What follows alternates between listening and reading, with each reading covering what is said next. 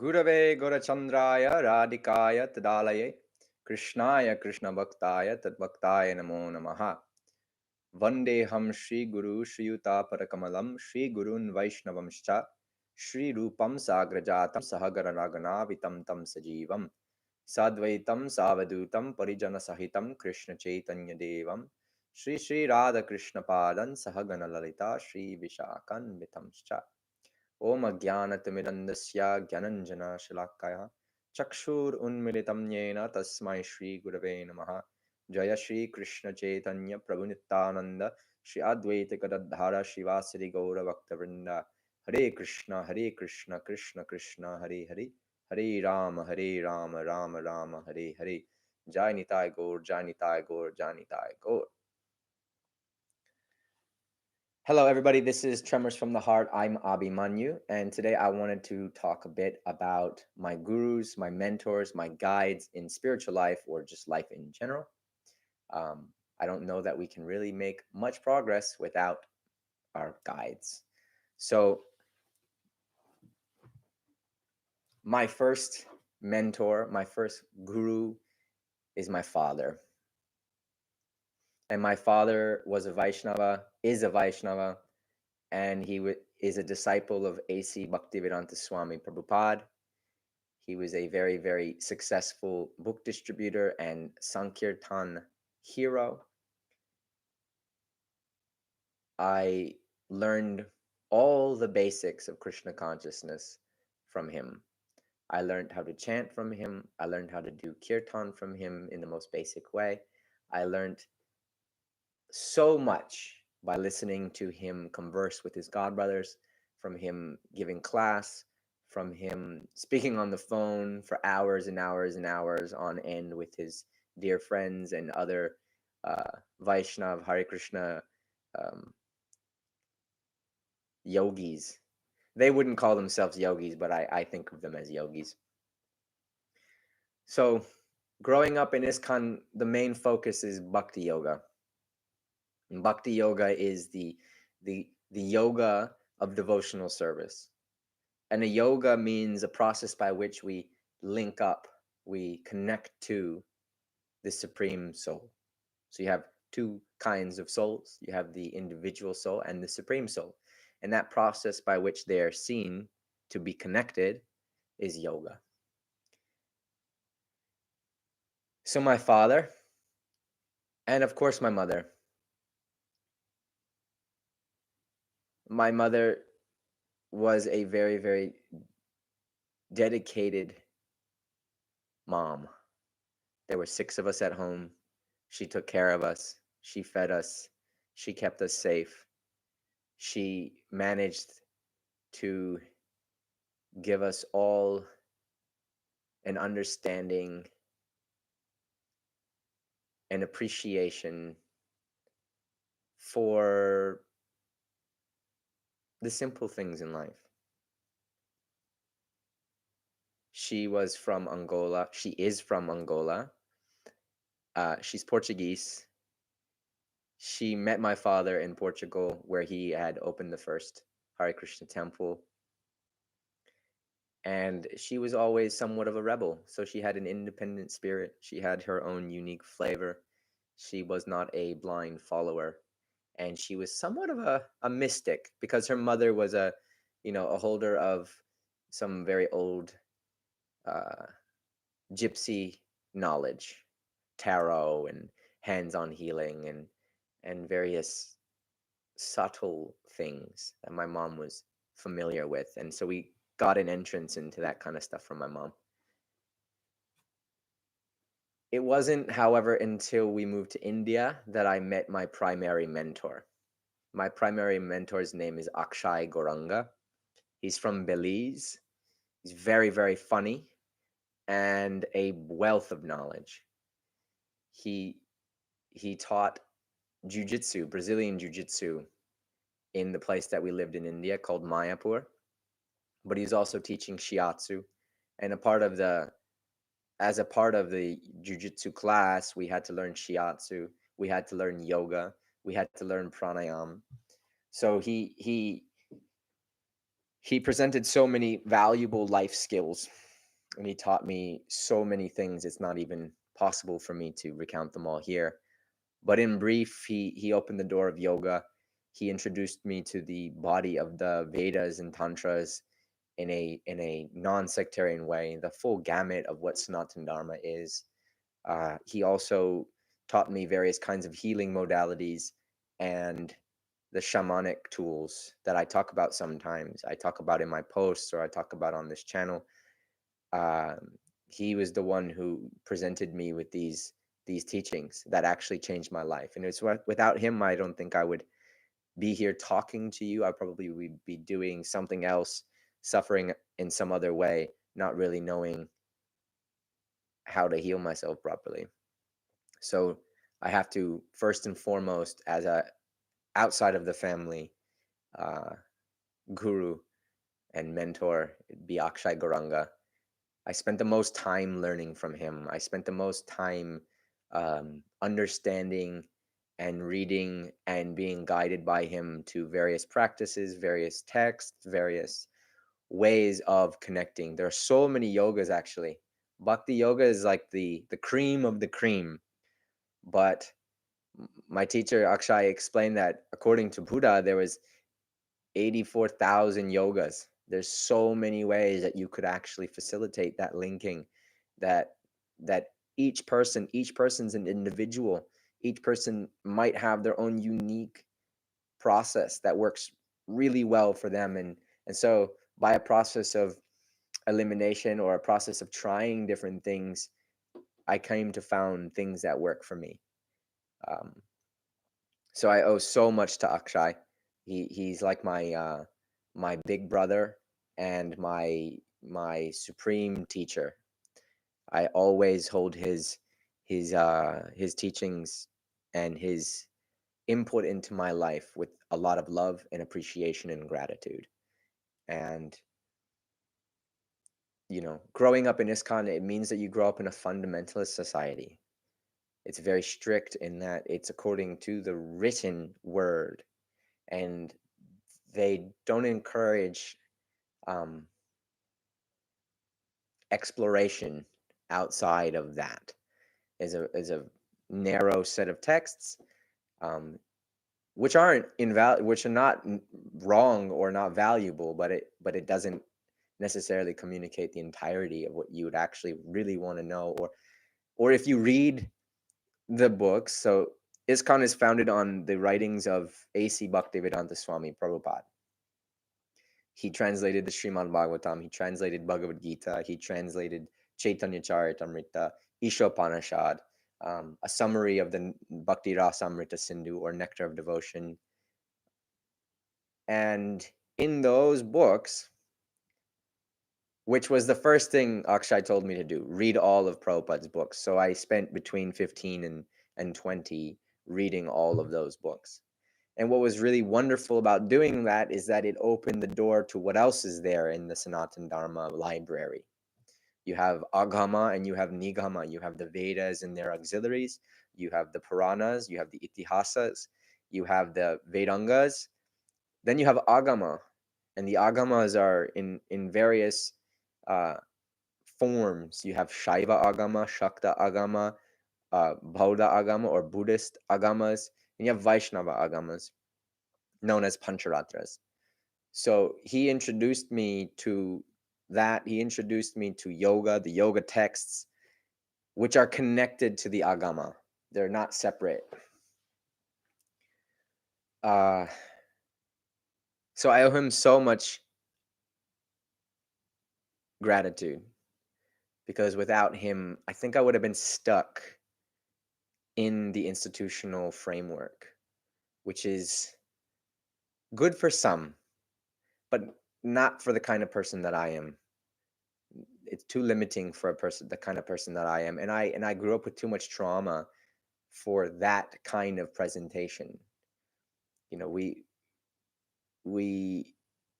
have to be able to share or practice our spiritual life in a way that understands the nature of trauma, that understands the nature of healing, that understands the nature of being a human being first, So that is the that I could say, actually, if I could narrow it down to one thing that Akshay taught me, was that in order to become spiritual or a yogi, one had to first become human, a real human being. So all the arts and sciences of Sanatan Dharma are all designed to help you learn how to maximize your potential as a human being first and foremost. And then there's the spiritual experience, and then there's the religious experience that as a human you can interact with in a safe way.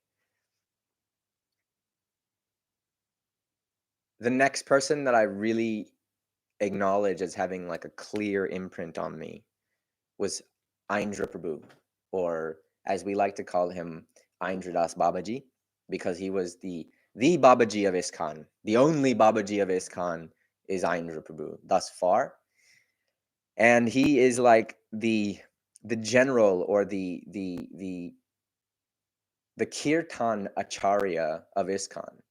I don't think there's a Guru Kuli alive today who did not listen to and become inspired by Indra's CD recordings. His presentation of kirtan was incredible, and he's a genius. He's a master of kirtan. He understood things that I don't think people really yet have begun to understand what he was doing. He's just absolutely phenomenal. I learned to play mridanga in his kirtans. I learned to play kartals in his kirtans. I was younger, so I didn't start singing. I was too shy to sing. I had a crackling voice, and just I didn't take up singing in his presence. But I learned his tunes. His tunes really were what I I don't think I sing many tunes that aren't his tunes. It's funnily enough. And he also gave me a really good explanation of Gayatri. He sat with me for, I would have been 13, maybe 12, 13 years old, and he sat with me and explained the meaning of Gayatri for like 4 or 5 hours, from its basic conception all the way to its most profound and you could call rasic understanding. Then, of course, I was formally initiated, both first, or Harinam Samskara, and Mantra Diksha by His Holiness Indradumna Swami. And although I haven't been able to actually spend a lot of time with him, I think that what I managed to imbibe or to take on was an appreciation of Vrindavan Dham. I met him going on parikrams in Vrindavan when we first moved to India. My older brother is also a disciple of Srila Indradumna Swami. And his love of kirtan, his love of parikrama and discovering the holy places is infectious. His storytelling is wonderful. His ability to engage young people in bhakti is profound and wonderful. I also received guidance and instruction from Sriman Madan Mohan Das Babaji of Govindakund in Govardhana. Raganuga Bhakti is the higher stage of Bhakti, wherein it's more about attraction, following the attraction of the Vrajavasis, of the Vraja Gopis or Gopas.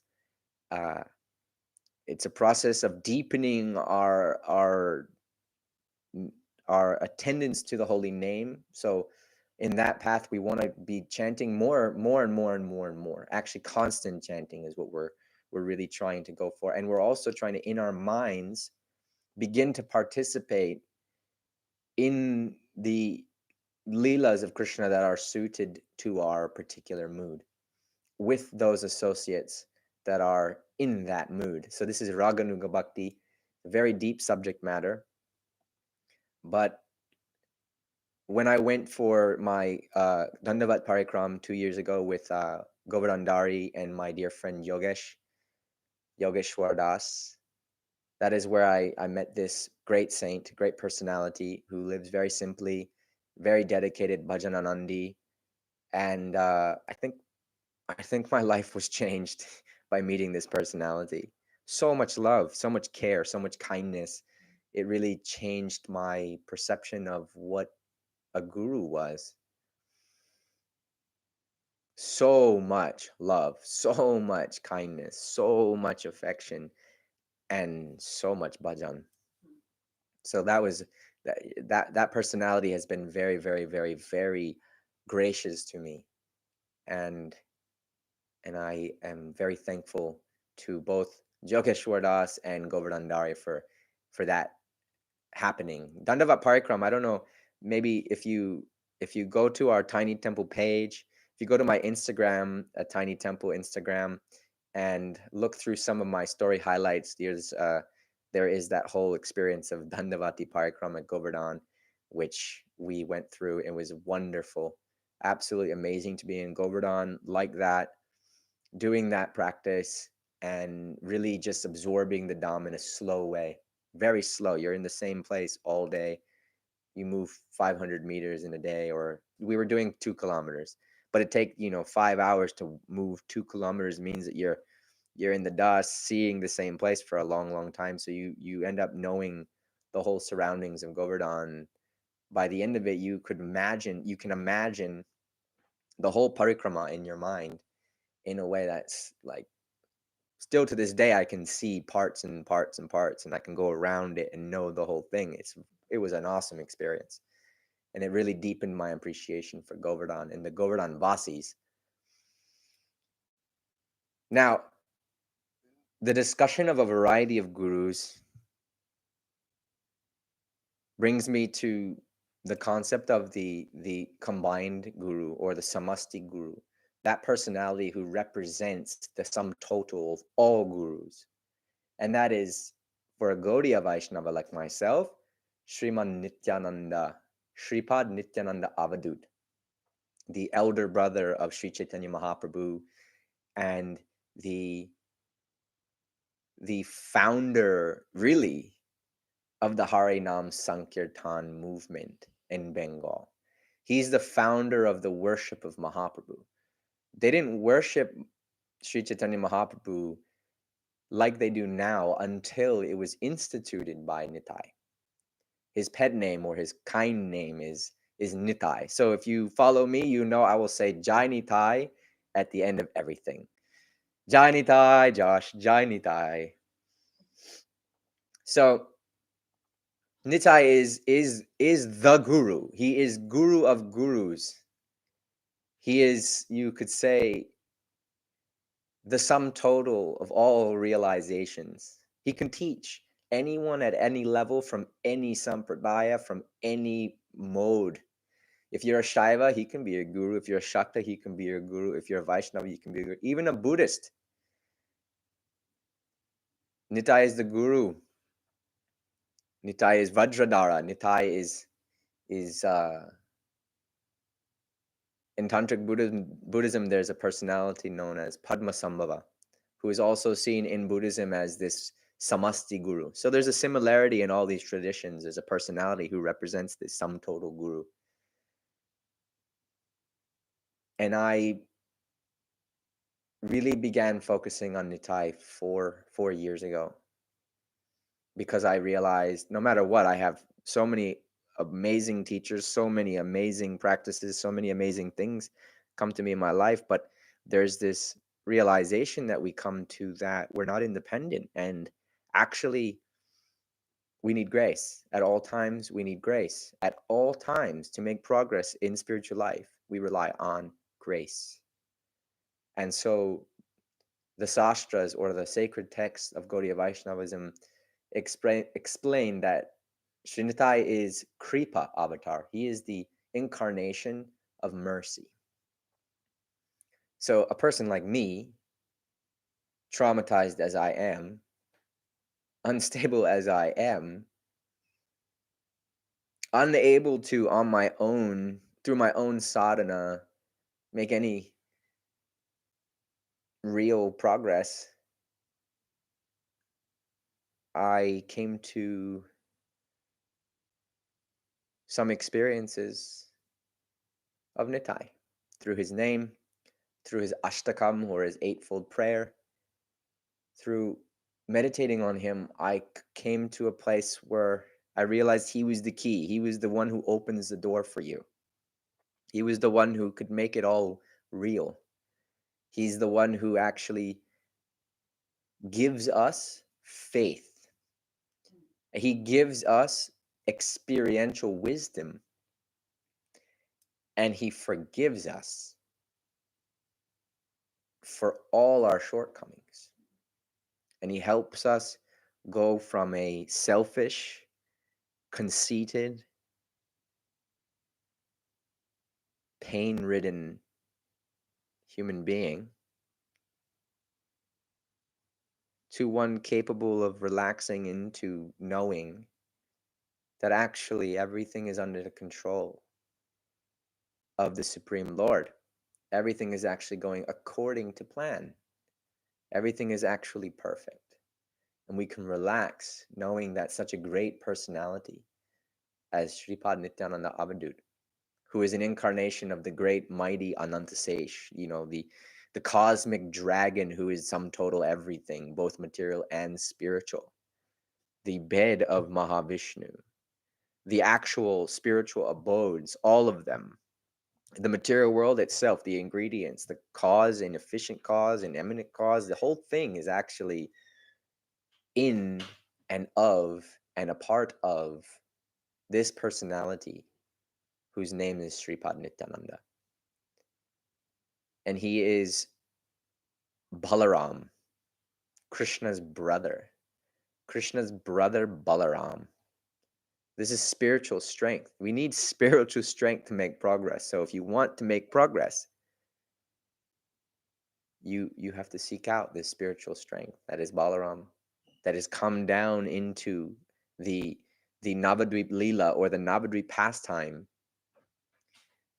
This is Gauranga Leela happened 400, 500 years ago. This is the most recent advent of God. Like, it's amazing. It's completely amazing that 500 years ago, the Purna Brahma and his brother appeared to inaugurate the simple way, the easy way by which we can all purify ourselves, all release our attachments to mind and body, which is essentially our attachments to our trauma, and make considerable process in one lifetime.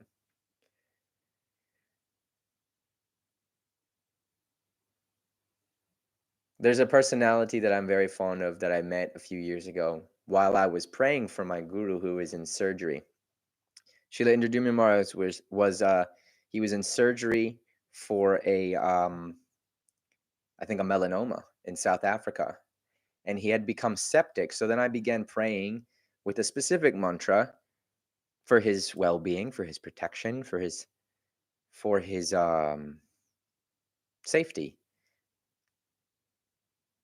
And that somehow I opened my computer, and immediately this personality had posted something which was profound and which I had only ever heard Akshay say. I couldn't find in books. I couldn't find in conversations or in forums. I couldn't find that viewpoint anywhere.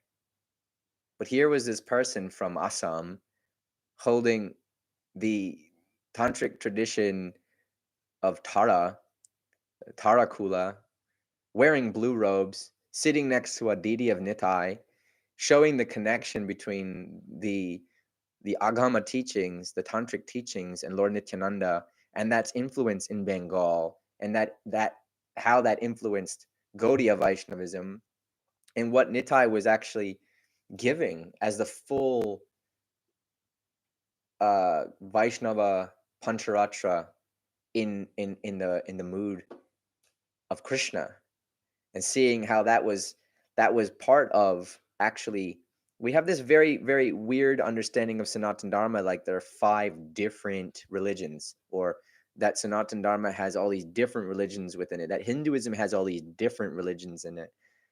But actually, you could say they're all moods of one religion. They're all forms or presentations of one religion through various personalities at various times that take on various iconography. They take on various different mythologies, but essentially it's always the Supreme and his devotees sharing knowledge for everybody else so that they can come in contact, make progress, become realized, and slowly, slowly enter eternal life. Life beyond the guilt trip. We've been given the guilt trip from our Judeo-Christian backgrounds, the original sin. But through yogachar, we can come to the real perspective, which is achintya beda beda. Achintya means non-conceptual, beyond the mind, not a thought. Achintya means it's not a concept, and it can't be experienced by the mind. It has to be experienced in samadhi. And the truth revealed in samadhi is called beda beda, means simultaneously one and different. So we are, according to our experience. If anybody has had the download of reality wherein you experience the sum total of reality and your connection to it, you're a part of it, you will also know that you are distinct. So you're one with reality and you're one with your individuality, and this is simultaneous. And that is the actual realization that the real yoga, hopes to help you experience and then live through. So Kulabhadut Satpurananda, a very amazing tantric Vaishnava, a Baal, a Buddhist, primarily a Buddhist or a Shaiva Avadut. But his teachings are profound and beautiful and wonderfully put together in such a way that it makes a lot of sense of experience. Because experience is very hard to describe. Experience is very hard to map. But actually, the Agama has perfectly mapped the experience in a way, through stories, through icons, through deities, through history. And so I'm indebted to his teaching because where I was before I met him, I was sort of convinced I didn't need to keep practicing.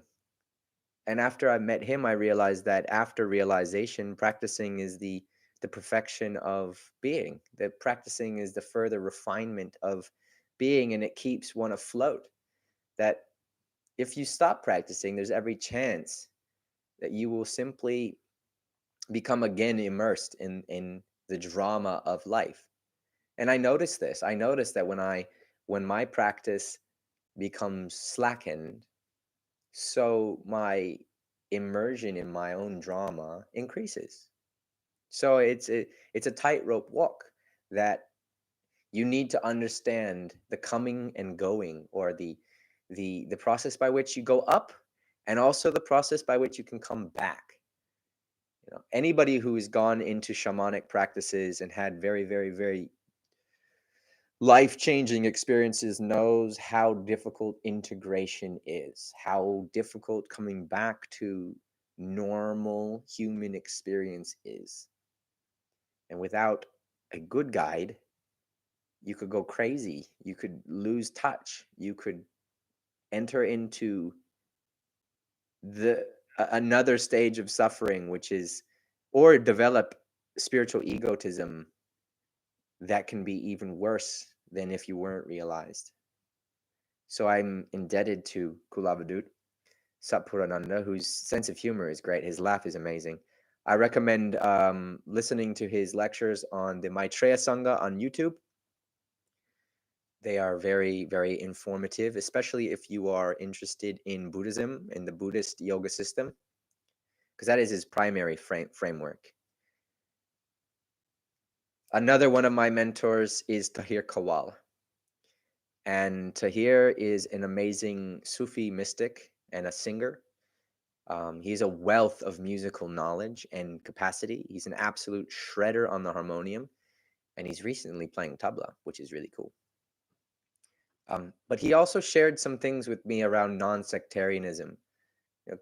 Doing things with him as a Vaishnava and him as a Sufi, we learn to relate our individual experiences in a way that's harmonious, and that is really, really sweet. He also taught me about brotherhood and sharing and sharing in each other's hardship, learning how to be compassionate for one another, how to listen to each other, how to provide space for other men in your life to understand their suffering and also express your suffering, so that there can be a so that you can be helped along the way.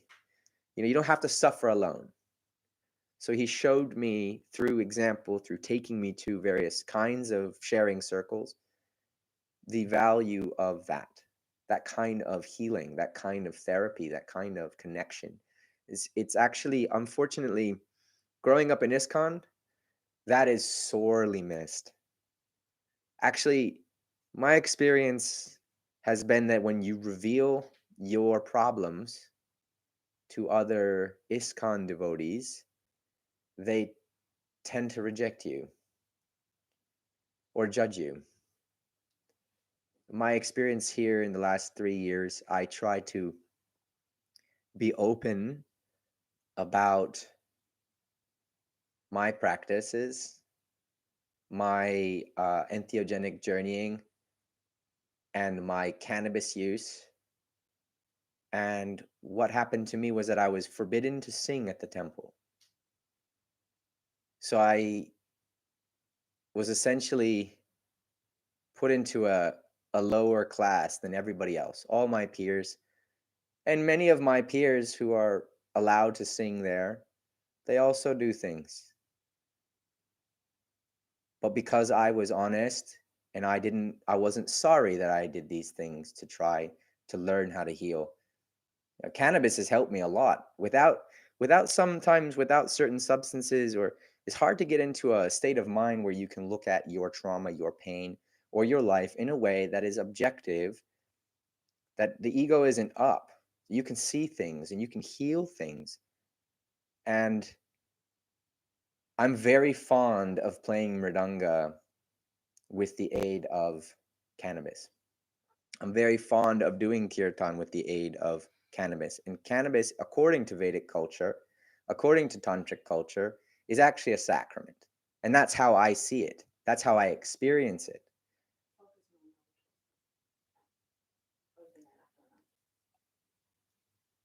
I want to talk about this subject matter in more depth at another time, because actually the purpose of this particular episode is to really show some gratitude for my mentors. And another important person I want to mention is Vijay Krishna from the Kirtaniyas, who has been always a very supportive friend. And again, the big brother. See, the big brother, this is the Balaram principle, and it keeps coming into my life in beautiful, beautiful ways. The big brother is that guy who is there for you, to help you, to protect you, to comfort you. Actually, material life is very painful. And if you don't have those people in your life, you will sink into your sorrows. So Vijay is an amazing Kirtaniya, very inspiring Kirtaniya. He's a absolutely dedicated Guru Bhakta. I don't know if I've really ever met somebody who is so focused, so singularly focused on their spiritual master. You see, he's a disciple of Srila Bhakti Vedanta Narayan Maharaj. And he only has heart for that person. And that is a very, very wonderful thing. It's like the example of Ram and Sita. They only have love for each other. Like there's no behaving like a bee of any kind. Whereas I'm more like a bee. I've had so many positive influencers that I see as guru, that singular focus is harder for me. That's why I have Nitai. The singular focus comes to Nitai. That's guru, the one that I'm the most, that's who I want to serve as guru. And I want to see that person in all my gurus. So that's the big brother again. And I really, really respect Vijay for everything that he's doing now, everything that he has done before. He's a pioneer of kirtan. I mean, he in America, you have the Kirtaniyas, the Mayapuris, and Gauravani and Janavi Harrison, who have been at the forefront of presenting kirtan to the world. They are at the forefront of presenting kirtan to the world. And I don't think, without them ahead, I don't think I would see the path of how we want to bring kirtan to everybody, because kirtan is actually a healing modality, is a process by which people can come together and really, really make rapid advancement in a non-sectarian way, in a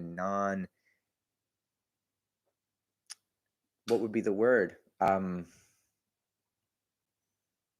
It's a place free of judgment. A proper kirtan is a place free of judgment and has the maximum capacity to bring you into a state of loving Krishna through his holy names. If you love the kirtan, that's akin to loving Krishna. And that's the same thing. And that's what we're trying to facilitate. When we say loving Krishna, we really, for anybody from another religion, when we say loving Krishna, we mean loving your God. We don't mean any separate identity as the supreme. We all understand there's one sun in the sky, and through all of our various religious traditions, we all worship that one sun in the sky. And in all traditions, the holy name of God is extolled. And if you're in any religion, you should be right now in this time in the world praying through the holy names. So Vijay is a pioneer of the holy name, and I'm indebted to him as a mentor and as a guide and as a friend. I also want to mention my elder brother Nrsimhapali and my younger brother Vrindavan Das, who are both in my humble opinion realized Vaishnavas who have come to a state of immersion, closeness to the Supreme, and have shared with me some of their experiences and realizations that have, caused an automatic upsurge of love for Krishna in my own heart. They are obviously my elder brother is my elder brother, like literally. So I get all of that feeling, the big brother feeling from him. And I'm indebted to him for his inspiring puja and seva that he started way before me, and he was doing already when I was young, and I learned to love that in his company. We've spent so much time together. We've learned so much together. We've journeyed so many times together. And it is so amazing and blissful to have this much grace in my life. Actually, I'm looking at my list of people and I'm just seeing, how kind Krishna is, how kind the mother is. And speaking of the spiritual mother, I have to pay all my respects to the wife of Shripad Nityananda Abadud, Srimati Janava Ishwari, who is the actual holder of the Diksha line in the Nityananda Parivar, who Bhakti Vinod Thakur, our Paramaguru, Paraparaguru, our great guru, the guru of Bhakti Siddhanta, who is the guru of Srila Prabhupada, who is the guru of my guru, who is the guru of my father. We owe all our gratitude for these mantras, for these practices, for this understanding to Srimati Janava Ishwari, who now resides in Radhakund at the Samadhi of Raghunath Das Goswami. And she's always dispensing her mercy on all of us. It's a very, very amazing thing to have connection to the Guru Tattva. And I know that I'm not the ideal disciple. I know that I'm unable to practice to the T. But I'm so lucky that I have gurus and teachers and guides and mentors and parents and brothers and family and friends who are all conduits of grace and love of Krishna.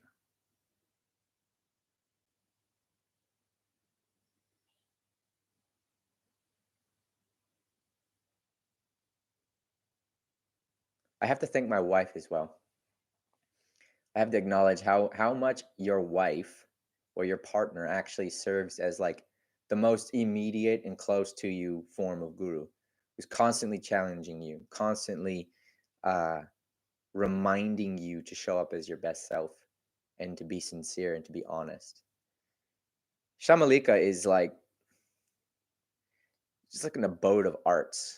She has so many various skills and talents. She does so many things at such a high level. She's an Odissi dancer at a very amazing level. She's a nurse. She's taking care of people all the time. Even in this trying times, it would be very scary to be out and in the mainstream medical system. And she's there doing it without really batting an eyelid. She's a kind friend to all of her friends. Her service attitude is inspiring. When she does the puja at home, I always think, wow, like how can I do it like that? That is the way I would like to be able to do it. I'm not quite as artistic. She's an amazing painter. She's an amazing painter. So this is to me how we connect to Guru. And it doesn't have to be one person, but it could be. So to all my gurus, all my mentors, all my teachers, I'm so grateful. And that's me for today. I hope to see you again soon. This is Abhimanyu on Tremors from the Heart. Jai Nitai, Jai Nitai, Jai Nitai. Jai Guru, Jai Guru, Jai Guru, Jai. Srila Prabhupada ki Jai. Hold on a second. If I haven't talked about Prabhupada enough, you're going to hear me talk about Srila Prabhupada a lot. But honestly, like I grew up listening to his voice, chanting japa, doing kirtan, giving class. I grew up from like a baby sitting in the temple with his magnanimous statue sitting there, hearing Guru Puja, hearing the way we honor Guru. There's not a sound more comforting to me in this lifetime than his voice chanting japa.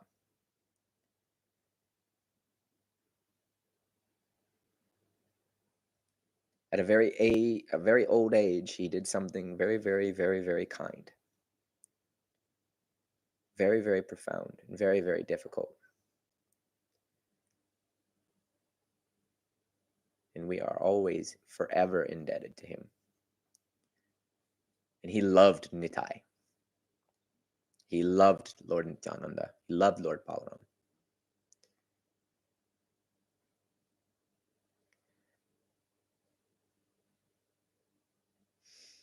Okay, that's enough from me. I'll see you next time. Jai Nitai, Jai Nitai, Jai Nitai.